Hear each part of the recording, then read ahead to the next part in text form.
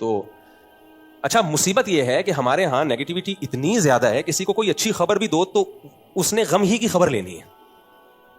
اس کو بتاؤ نا تمہارے ابا کو جو فالج تھا ٹھیک ہو گیا, اب 2 نمبر ہی کر رہا ہے, بیکار باتیں کر رہا ہے. یہ ہمارا دماغ بن چکا ہے. ابے تجھے جو شوگر تھی نا اتفاق سے اب رپورٹیں کلیئر, اب صاحب ڈرامے باز. تو یار جب تمہارا دماغ ہی خراب ہے, تمہیں اچھی خبر سننی نہیں ہے. اب میں نے بولا نا ایک صاحب کو, میں نے کہا ڈالر دیکھو 275 پہ 76 پہ رک گیا ہے, ورنہ کتنی اسپیڈ سے اوپر جا رہا تھا. اب یہ ڈرامے بازی ہمیں بیوقوف بنانے. میں نے کہا پھر ٹینشن میں رہے, تو برین ہیمریج سے مر جا, میری صحت پہ کوئی اثر نہیں پڑتا. تیرے کو اچھی خبر سنا رہا ہوں یار, تھوڑا خوش ہو جائے یار. گورنمنٹ کی طرف سے کوئی پابندی ہے خوش ہونے پر؟ نہیں. اب یہ میں نے کہا میرا کیا فائدہ ڈالر کے اوپر نیچے, میں کوئی گورنمنٹ کا نمائندہ ہوں, مجھے کیا مل رہا ہے؟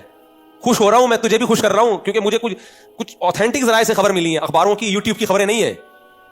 لیکن وہی اب یہ صاحب قوم کو بیوقوف بنانے کے لیے. میں نے کہا ٹھیک ہے پھر صحیح ہے, بیوقوف بنانے کے لیے نا تو ڈالر خرید لے, پھر رکھ لے اپنے پاس, اور 1 مہینے بعد جب اوریجنل قیمت آئے گی نا 300 پہ ہو جائے گا, بیچ دینا. کرتے یہ نہیں ہے, یہ بالکل ایسا ہی ہے جیسے ہلال کمیٹی والوں کے بارے میں ایک بھائی 1 دن کا روزہ کھا گئے یار. میں نے کہا تو رکھ لینا, پھر کھا گئے. تو ایک دفعہ رمضان کا شعبان نا 30 کا ہو گیا, کہنے لگا کھا گئے 1 دن کا روزہ. میں نے کہا تو کل رکھ لے بھائی, رکھتے بھی نہیں ہیں, کھا گئے تو رکھو نا یار.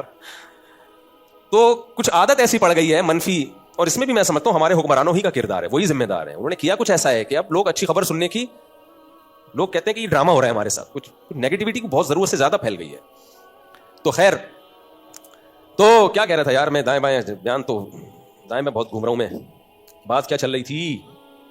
ہاں میں یہ عرض کر رہا تھا, دیکھو ہمارے حضرت مفتی رشید احمد صاحب بتایا کرتے تھے یہ ڈالر کی خبر سچی ہے, یہ جھوٹی نہیں ہے. ٹھیک, ہاں اگر گورنمنٹ کچھ اور ہی کچھ کلبازیاں ہو جائیں, کچھ اور ہی سسٹم آ جائے تو پھر ایک الگ بات ہے, کیونکہ بعض دفعہ ایک دم سیٹنگ پہ جاتے جاتے کچھ ہو جاتا ہے.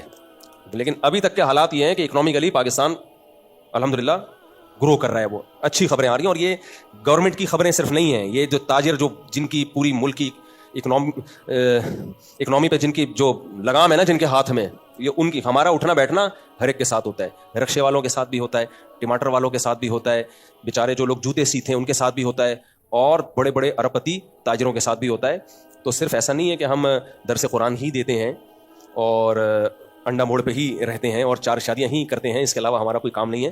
کبھی خوشبو لگا کے آپ اکیلے میں ملیں, تو اس کے علاوہ بھی الحمدللہ بہت سارے کام ہیں, لیکن اس کے لیے ضروری ہے کہ خوشبو لگا کے آئیں, اور یہ بھی ضروری ہے کہ وہ خوشبو مجھے پسند بھی ہو, تاکہ میں اپنی مرضی سے آنے دوں نا اندر. آپ بولو گے آپ نے کہا تھا خوشبو لگا کے آؤ, آ گئے, تو میں بتاؤں گا کیسے پھر, تو میں بولوں گا یہ والی خوشبو نہیں کہا تھا میں نے. اچھا خیر, تو ادارے کو اگر آپ ٹھیک کرنے جائیں گے نا کبھی بھی ٹھیک نہیں ہوگا. مفتی رشید احمد صاحب رحمہ اللہ تعالیٰ کہا کرتے تھے کہ کبھی بھی کسی ادارے کو ٹھیک کرنے کی فکر نہ کرو, چاہے وہ کنٹری ہو, پورا ٹھیک نہیں ہوگا. یورپ امریکہ پورے ٹھیک تھوڑی ہیں, بہت ساری گڑبڑیں وہاں بھی چل رہی ہیں.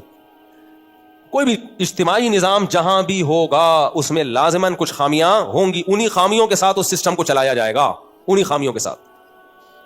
ہاں خامیاں زیادہ ہو جائیں اور خیر کم ہو جائے, یا وہ اپنے مقصد سے ہی ہٹ جائیں, پھر اس کو چھوڑ دو, پھر وہاں رہنا ہی جائز نہیں ہے. اب تبلیغی جماعت کا مقصد ہے دین کو دنیا میں پھیلانا. کچھ لوگ کہتے ہیں تبلیغ میں یہ فلانا ایسا ہو رہا ہے, یہ ڈمکانا ایسا ہو رہا ہے. بھائی ہو بھی رہا ہے, اجتماعی نظام ہے, کچھ خامیاں بھی ہو سکتی ہیں, لیکن جو ویژن ہے, جو مقصد ہے, اس کو تو فوکس کیا ہوا ہے نا, دین ہی پھیلا رہے ہیں نا, کوئی عیسائیت کی تبلیغ تو نہیں کر رہے. لیکن اگر کوئی ادارہ مقصد سے ہی ہٹ جائے, وہ دین کے علاوہ کچھ اور کسی کا ایجنٹ بن جائیں, کچھ اور ہی شروع کرتے ہیں, بھائی پھر فوراً چھوڑ دو اس کو. تو میں یہ کر رہا تھا ہر جگہ ایسا ہوتا ہے, ہر جگہ اداروں میں. محتمم کو نظر آئے گا 4 آدمی بیٹھے ہوئے, اس کو پتا ہے کس کی غیبت چل رہی ہے, محتمم کی, ناظم کی غیبت چل رہی ہے, یہ ایسے, یہ یوں, یہ فلانا, یہ ڈمکانا. اچھا ہم لوگ حکمرانوں کی اس وقت تک تعریف کرتے ہیں جب تک وہ حاکم بنتے نہیں ہیں. جیسے ہی بن جاتے ہیں اسی دن سے برائیاں شروع, لاتے بھی ہم خود ہیں, کام بھی نہیں کرنے دیتے پھر ہم. تو اس میں کچھ برائیاں صحیح ہوتی ہیں, لیکن بہت ساری برائیاں غلط بھی ہوتی ہیں, جو غلط انفارمیشن کی بیس پہ ہم کر رہے ہوتے ہیں, وہ ٹھیک نہیں ہوتی. ہماری عادت ہے جب کسی سے دشمنی کرنی ہے تو اس کی ہر اچھی چیز کو بھی برا کرنا ہے, جب کسی سے دوستی کرنی ہے تو ہر بری چیز پہ بھی پردے ڈالنے ہیں. بھائی یہ نہ بناؤ. بار بار میں کہتا ہوں کسی سیاسی تنظیم سے جڑو, یہ آپ کا سیاسی حق ہے, لیکن اپنے سیاسی لیڈر کو امام مہدی مت بناؤ, پیغمبر کا درجہ مت دو. اس سے ڈپریشن نہیں ہوگی کبھی, ورنہ پتہ ہے کیا ہوگا, آپ نے اس کو باپ بنا لیا نا, اگر کوئی اس کے خلاف بولے گا آپ ڈپریشن میں جاؤ گے, پاگل جاؤ گے, کہاں ہو گے. حالانکہ این ممکن ہے وہ صحیح بول رہا ہو, این ممکن ہے وہ صحیح بول رہا ہو, اور جو مخالف کی تعریف کرے گا آپ ڈپریشن میں جاؤ گے. حالانکہ این ممکن ہے آپ کا مخالف غلط ہو لیکن یہ والی بات اس میں واقعی اچھی ہو. تو اتنا ایکسٹریم پہ جاتے کیوں یار؟ ہم پاگل ہیں, ہم نے دماغ اپنا فضول کھپانا ہے کیا؟ مر کے ختم ہو جانا ہے, تھوڑے دن کی اللہ نے زندگی دی ہے, ہمیں ڈپریشن میں ہم اس کو کھپا کے ختم کر دیں. میں نے ایک بیان کیا کہ اللہ کو ٹینشن پسند نہیں ہے, اس پہ کسی نے نیچے کمنٹس کیے کہ یعقوب علیہ السلام کیوں اتنی ٹینشنوں میں تھے. پھر دیکھو اللہ کو ٹینشن پسند نہیں ہے, وہ جو آپ کی بنائی ہوئی ہے. اللہ کہتا ہے میں نے جو ٹینشن دینی ہے نا وہ اس کو برداشت کرو, اس پہ ثواب ملے گا. اپنی مرضی کی ٹینشنیں پالو گے اس پہ ثواب نہیں ملے گا, الٹا گناہ ملے گا اس پہ. دیکھو ایک بیماری آتی ہے اللہ کی طرف سے, یہ کس کی طرف سے؟ اللہ کی طرف سے. اس میں آپ کے گناہ معاف ہوتے ہیں, آپ کے درجات بلند ہوتے ہیں. ایک بیماری ہوتی ہے آپ نے خود اپنے آپ کو چھورا مارا, زخمی کر دیا, زہر پی لیا آپ نے خودکشی کی نیت سے. یہ ٹینشن کس کی طرف سے ہے؟ یا آپ اس پہ تھوڑی ثواب ملتا ہے. تو یہ جو سیاسی لیڈروں کی ٹینشن ہم پالتے ہیں یہ اللہ کی طرف سے نہیں ہے. اللہ نے کب کہا کہ میں نے تو ان کو امام مہدی بنا کے بھیجا ہے اور یہ کوئی غلطی نہیں کر سکتے؟ تو آپ کی عقیدت ہے بھائی, آپ کی محبت ہے. اللہ نے نہیں کہا, اللہ نے ہمیں پیغمبر سے محبت کا کہا ہے. پیغمبر کے خلاف کوئی بولے ڈپریشن میں جائیں, سمجھ میں آتا ہے. آپ کے ماں باپ کے خلاف کوئی بولے ڈپریشن میں جائیں, بالکل جانا چاہیے, کیونکہ ان سے محبت کا اللہ نے ہمیں حکم دیا ہے. آپ کہہ سکتے ہو ہمارے سیاسی لیڈر فلاں اتنا نیک ہے, فلاں اتنا برا ہے, تو ان سے بھی تو بھائی یہ نیک آپ کو کیسے پتا چلا؟ آپ نے کیا زندگی ساتھ گزاری ہے؟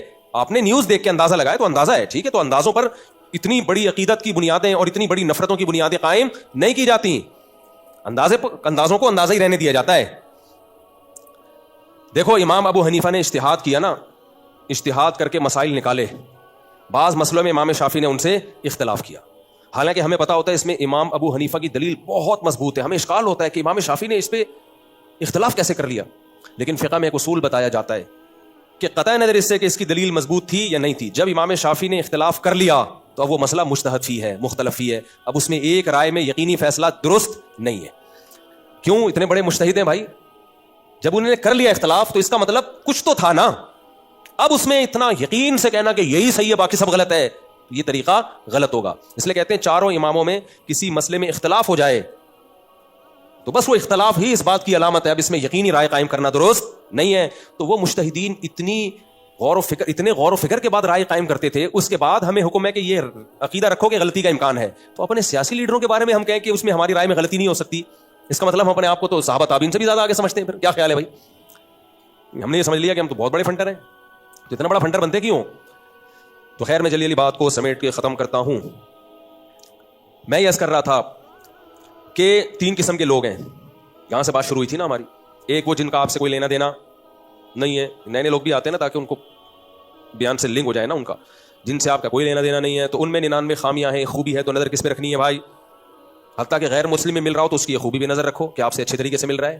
اب ہم سے غیر مسلم جب ملتے ہیں تو ہم تھوڑی کہ ابے تو بتوں کی عبادت کرتا ہے, ابے تو یہ کرتا ہے. میں تو صرف یہ پازیٹیو چیز دیکھتا ہوں, یار یہ ہم سے مل رہا ہے, ایک مسلم اسکالر سے مل رہا ہے, یہ بھی خوبی ہے. شاید اسی کی برکت سے اللہ اس کو اسلام کی توفیق دے دے.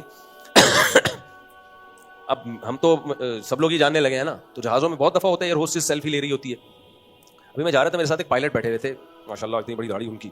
میں نے کہا پائلٹ کی بھی داڑھی ہوتی ہے؟ انہوں نے کہا پائلٹ ایئر فورس میں آپ آؤ, آپ کو اتنے داڑھی والے پائلٹ ملیں گے. کمال ہے یار. تو میں جا رہا تھا, تو انہوں نے جب وہ ایئر ہوسٹس السلام علیکم 2-4 دفعہ اس نے کیا نا, تو انہوں نے کہا یار آپ کو کچھ عجیب سا محسوس نہیں ہوتا یہ جب اتنی سلام دعا ہو رہی ہے؟ میں نے کہا ہمارے محسوس ہونے کی حس ختم ہو گئی ہے, یہ ان کو ہوتا ہے جن کو پہلی دفعہ کوئی سلام کر رہا ہوں. میں نے کہا میں اس کو یہ پازیٹیو لے کے جاتا ہوں کہ یہ بالکل لبرل قسم کی عورتیں ہوتی ہیں. اچھا بعض تو بتا رہی ہوتی ہیں کہ ہم کسی ایکٹر کے ساتھ بھی ہم نے کبھی سیلفی نہیں لی ہے. سیلفی لی ہے تو مولانا طارق جمیل صاحب کے ساتھ, یا کوئی داڑھی والے مولانا آ گئے. تو اب بھائی اس کی 99 خامیوں کا میں نے کیا کرنا ہے کہ اس کی ڈریسنگ کیسی ہے, وہ سرو کر رہی ہے کیا. یہاں شریعت ہمیں کیا کہتی ہے, اس کی اس ایک خوبی کو دیکھو. ایک خوبی, یہ بھی تو خوبی ہے نا. سو کیا مل رہا ہے بھائی کسی مولانا کو سلام کر کے؟ اب نیگیٹو لے جانا چاہیں تو میں یوں کہہ سکتا ہوں نامحرم کو سلام کر کے اس کے جرائم میں اور زیادہ اضافہ ہو گیا ہے. بھائی اس کے لیے نامحرم کو سلام کرنا ہی اس کی جاب ہے, صحیح ہے. تو ایک مولانا کو جب اس نے سلام کر لیا تو اس کو نامحرم کو سلام نہیں کہا جائے گا, اس کو کہا جائے گا تھوڑی سی ایمان کی رمق الحمدللہ باقی ہے. لوگ مولاناؤں سے ڈرتے ہیں.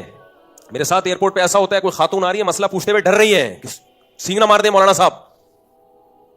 میں خوف ختم کرتا ہوں, بھائی بیٹھیں جو پوچھنا ہے آپ پوچھیں. تو بعض لوگوں کا, سب کا نہیں, اکثر مولانا الحمدللہ سر پہ سینگ نہیں ہوتے, تمیز سے بات کرتے ہیں, اخلاق سے بات کرتے ہیں. لیکن بعض مولانا ایسا وہ بنا کے پیش کرتے ہیں کہ وہ اگلا پھر دین سے دور ہو جائے نا. نبی صلی اللہ علیہ وسلم کی خدمت میں جو کعب ابن زہیر آئے تھے, میں نے پورا اتوار کو بیان میں واقعہ سنایا تھا. ان کے تو قتل کا آرڈر تھا, لیکن جب آ کے بیٹھے تو بیٹھنے دیا گیا ہے ان کو.